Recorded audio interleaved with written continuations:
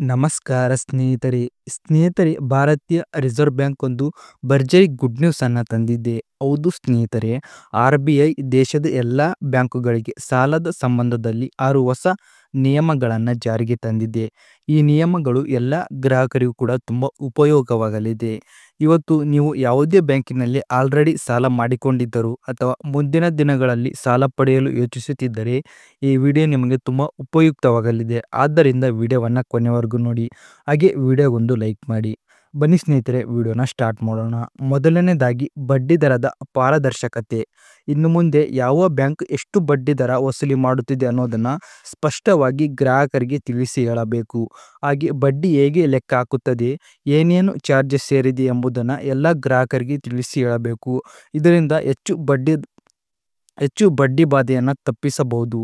ಹಾಗೆ ಎರಡನೇದು ಪೂರ್ವ ಪಾವತಿ ಶುಲ್ಕ ರದ್ದು. ಹಳೆಯ ನಿಯಮದಲ್ಲಿ ಸಾಲದ ಮುಂಗಡ ಪಾವತಿಗೆ ಹೆಚ್ಚು ಚಾರ್ಜಸ್ ವಿಧಿಸುತ್ತಿದ್ದರು.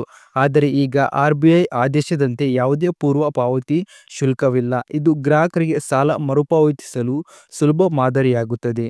ಹಾಗೆ ಮೂರನೇದು ಡಿಜಿಟಲ್ ಸಾಲ ಪ್ರಕ್ರಿಯೆ. ಸಾಲ ಪಡೆಯುವ ಪ್ರಕ್ರಿಯೆಯನ್ನು ಮುಂದೆ ಸಂಪೂರ್ಣ ಡಿಜಿಟಲ್ ಆಗಲಿದೆ. ಅರ್ಜಿ, ಪರಿಶೀಲನೆ, ಪರಿಶಿಷ್ಟಗಳು ಇವೆಲ್ಲವೂ ಆನ್ಲೈನ್ನಲ್ಲೇ ಆಗುತ್ತವೆ. ಇದರಿಂದ ಬ್ಯಾಂಕಿಗೆ ಹೋಗುವ ತೊಂದರೆ ಕಡಿಮೆಯಾಗುತ್ತದೆ. ನಾಲ್ಕನೇದು ಮಹಿಳೆಯರು, ರೈತರಿಗೆ ಹೆಚ್ಚಿನ ಆದ್ಯತೆ. RBI ಸೂಚನೆಯಂತೆ ಮಹಿಳಾ ಉದ್ಯಮಿಗಳು, ರೈತರು ಮತ್ತು ಸಣ್ಣ ಉದ್ಯಮಗಳಿಗೆ ಹೆಚ್ಚು ಆದ್ಯತೆ ನೀಡಬೇಕು. ಅವರಿಗೂ ಕಡಿಮೆ ಬಡ್ಡಿ ದರದಲ್ಲಿ ಸಾಲ ನೀಡಲು ಬ್ಯಾಂಕುಗಳಿಗೆ ಸೂಚನೆಯನ್ನು RBI ನೀಡಲಾಗಿದೆ.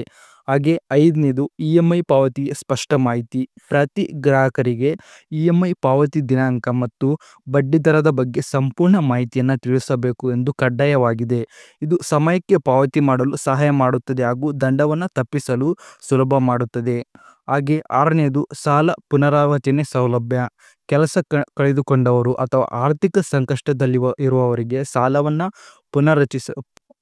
ಪುನರ್ರಚಿಸಲು ಅವಕಾಶ ನೀಡಲಾಗಿದೆ. ಅವರು ಸಾಲ ಡಿಫಾಲ್ಟ್ ಆಗದಂತೆ ಜೊತೆಗೆ ಅವರಿಗೆ ಪುನಃ ಸಾಧ್ಯ ಸಿಗುವಂತೆ ಸಹಾಯ ಮಾಡಲಿದೆ. ಇದು 2025ರಲ್ಲಿ RBI ಜಾರಿಗೆ ತಂದಿರುವ 6 ಹೊಸ ನಿಯಮಗಳು. ಈ ನಿಯಮಗಳು ನಿಜಕ್ಕೂ ಬ್ಯಾಂಕ್ ಗ್ರಾಹಕರಿಗೆ ಹಿತಾಸಕ್ತಿಗೆ ತುಂಬ ಸಹಕಾರಿಯಾಗುತ್ತವೆ. ನೀವು ಈ ನಿಯಮಗಳ ಬಗ್ಗೆ ಏನು ಅಭಿಪ್ರಾಯವಿರುತ್ತದೆ ಕಮೆಂಟ್ ಮಾಡಿ. ಈ ವಿಡಿಯೋ ಇಷ್ಟವಾದರೆ ಲೈಕ್ ಮಾಡಿ, ಶೇರ್ ಮಾಡಿ ಮತ್ತು ಚಾನಲ್ಗೆ ಸಬ್ಸ್ಕ್ರೈಬ್ ಮಾಡೋದನ್ನು ಮರಿಬೇಡಿ.